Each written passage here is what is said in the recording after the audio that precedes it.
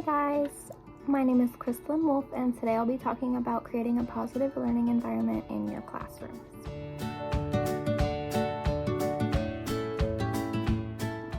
It's important to create a positive learning environment in your classroom to make it enjoyable for both the students and yourself.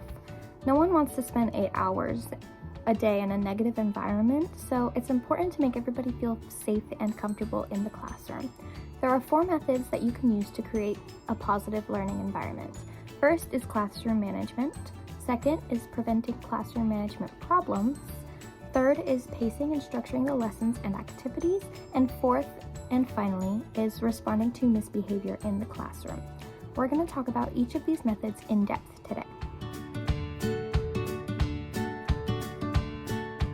The first step to creating a positive environment in your classroom is classroom management. Having the ability to manage your classroom successfully is going to be the foundation to almost everything in your classroom. It's a big responsibility and a concern for every teacher, even the ones that have years of experience. It's a challenge because you can never truly predict what's going to happen in class, so it's important to have these management techniques to use as backup plans. It's important to know each of your students individually to create a good environment for each of them and to know what techniques work for each student. One technique may work for a majority of the class, but a handful of students might not understand as well.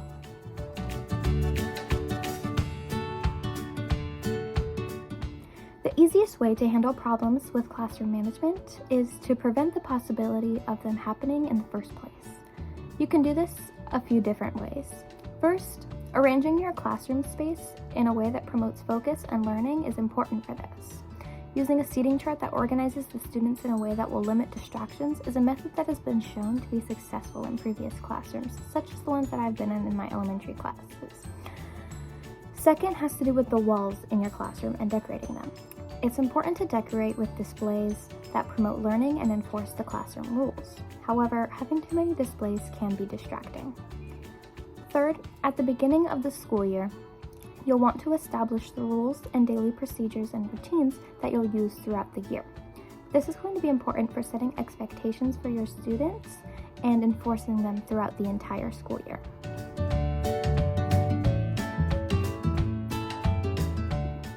One of the best ways to prevent classroom management problems is by structuring and pacing your lessons based off of 3 different strategies.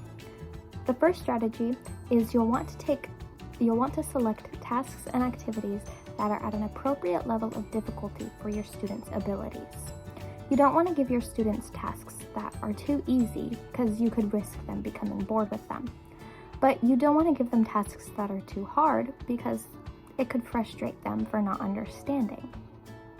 You want to provide them with moderate level tasks and activities, which may look different for each student. One student may have a harder time with a certain activity, while the other student may think it's very easy. You'll have to adjust these activities based off of each student. Second, you'll need to provide clear instructions and structure for your students. Providing clear instructions will limit the possibility of miscommunication and off-task behavior. Having strong structure in the classroom will also aid in transitions and overall classroom management.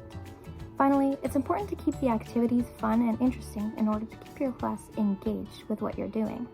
This can be overall classroom activities or individual tasks.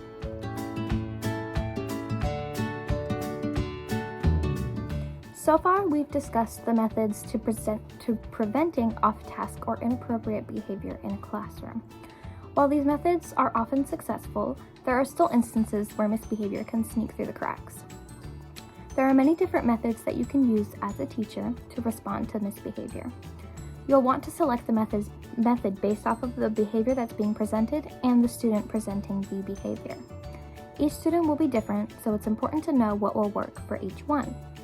These methods include actively ignoring the misbehaviors, nonverbal gesturing, natural and logical consequences, and conflict resolution and problem solving. For resolving conflicts, it's important to clarify and identify the problem by actively listening to all perspectives before enforcing the discipline that you've decided on.